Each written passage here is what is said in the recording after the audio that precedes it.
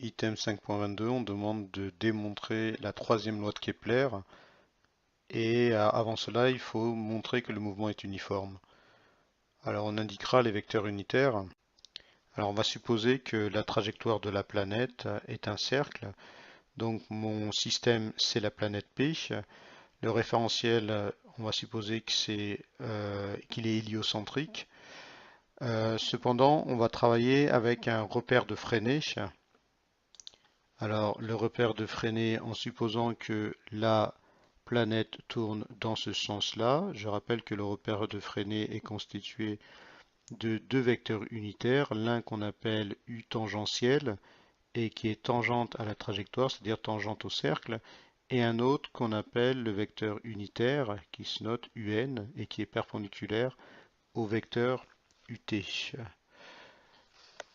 La planète P est soumise de la part du Soleil à une force de gravitation universelle qu'on note Fg. Alors voilà les étapes qui vont mener à la troisième loi de Kepler. Alors dans la première étape, on va utiliser la deuxième loi de Newton. Je rappelle, c'est somme des forces extérieures qui est égale à la dérivée du vecteur quantité de mouvement par rapport au temps, c'est-à-dire dp sur dt.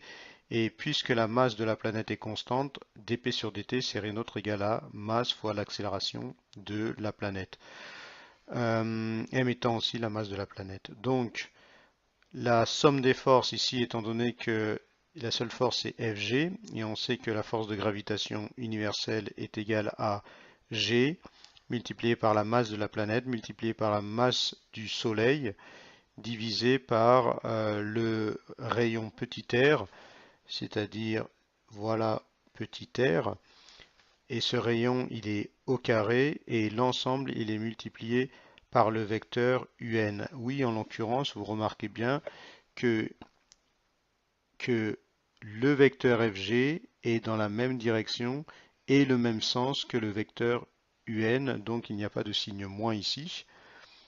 Voilà, il n'y a pas de signe moins devant cette expression-là.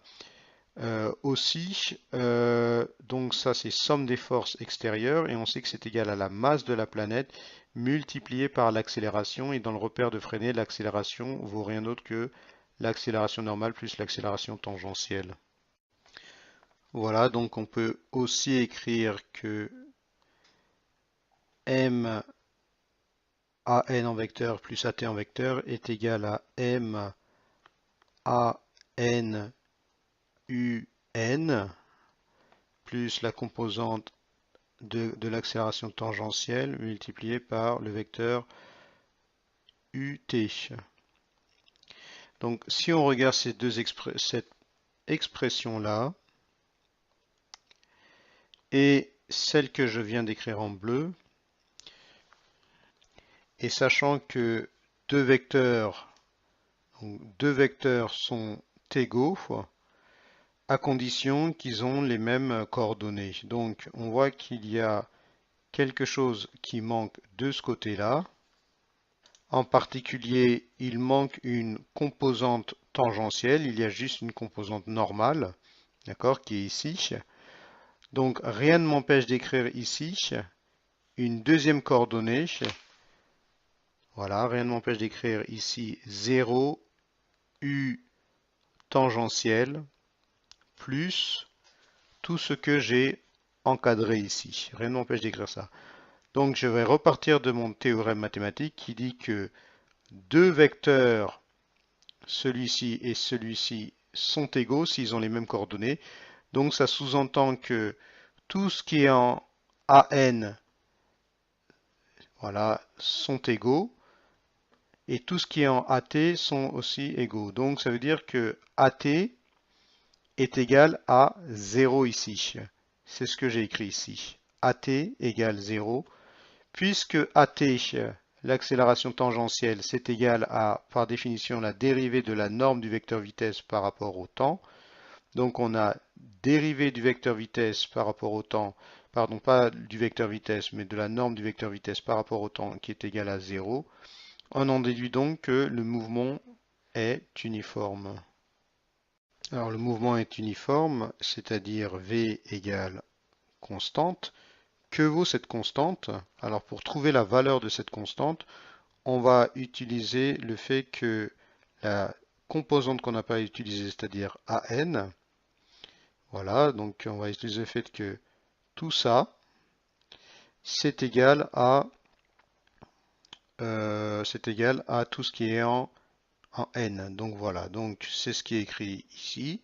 D'où GMM divisé par R carré multiplié par UN. Donc tout ça est égal à masse fois l'accélération normale. Donc c'est égal à, par définition, sachant que l'accélération normale c'est égal à V carré sur R. Voilà l'expression qu'on a. Alors vous constatez déjà que on peut simplifier les M, c'est ce que j'aurais dû faire dès le départ. Et finalement, on a bien la valeur de la vitesse ici. On a V carré sur R est égal à G grand M divisé par R carré. On n'a pas besoin d'écrire les UN. Donc V carré sur R, voilà, V carré sur R est égal à GMM sur R carré. Alors on peut voir qu'on peut simplifier de part et d'autre par R. Il restera plus qu'un R au dénominateur en dessous de GM.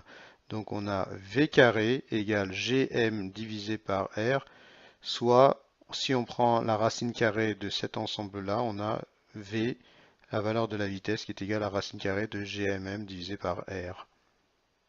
Donc cette démonstration nous a tout simplement conduit à démontrer que le mouvement était uniforme. C'était le deuxième, pardon, c'était une étape préalable avant de passer à la démonstration de la troisième loi de Kepler. Alors à partir de maintenant, on va écrire l'étape 2 qui va constituer à essayer de trouver la vitesse à partir d'une autre formule.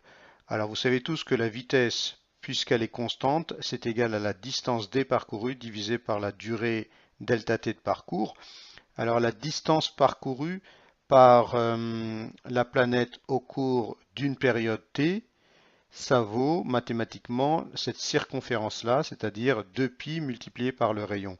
Donc on va écrire que d est égal à 2πr et cela pendant une période t.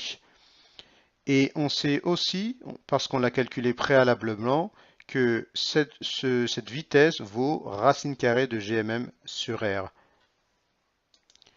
Donc voilà à présent ce qu'on va utiliser. Ça c'est la formule de la valeur de la vitesse dans le cas très général d'un mouvement circulaire. Et celle-là, cette partie-là, elle a été donnée grâce à la démonstration précédente en utilisant les formules de Freinet. Alors, dans l'étape 3, on va élever cette expression au carré. Pourquoi? Parce qu'il y a une racine carrée, c'est assez lourd à manipuler. Donc cela pour faire disparaître la racine carrée. Donc, voilà. Alors, on a maintenant 4pi r au carré. Donc si j'élève cette partie au carré, ça fait 4pi au carré r au carré divisé par t au carré, c'est ce que j'ai écrit ici, qui est égal à, donc si j'élève au carré une racine carrée, donc la racine disparaît, il reste gm divisé par r, c'est ce que j'écris là. Donc on y est presque. Voilà la formule. On a donc t carré. Si j'envoie le t carré qui est au dénominateur ici, si je l'envoie de l'autre côté du signe égal, ça va me faire t carré divisé par r au cube, parce que si je prends ce r carré, je l'envoie de l'autre côté, il va passer au dénominateur, donc ça me fait t carré r au cube qui est égal à une constante, et cette constante, on peut l'évaluer, c'est égal à 4pi carré divisé par gm. Voilà, c'est-à-dire on retrouve cette partie-là hein, qu'on n'a pas, celle-là on l'a pas déplacée, c'est 4pi. Alors j'ai oublié le carré ici, donc 4pi au carré divisé par ce gm si je l'envoie de l'autre côté. Voilà, donc ça c'est bien un nombre constant hein, pi c'est 3,14, donc 4 c'est 4, g c'est la constante de gravitation universelle, et m c'est la masse du Soleil. Donc tous ces paramètres-là sont constants, donc on a bien ce rapport-là qui est constant. Alors remarque 1, le mouvement est uniforme et pourtant il y a un A et il y a un vecteur accélération, hein. Dans ça j'en ai déjà parlé, hein. Et remarque 2, l'accélération est dirigée vers le centre du cercle. On dit qu'elle est centripète, ce mot vous devez le connaître, hein. D'accord?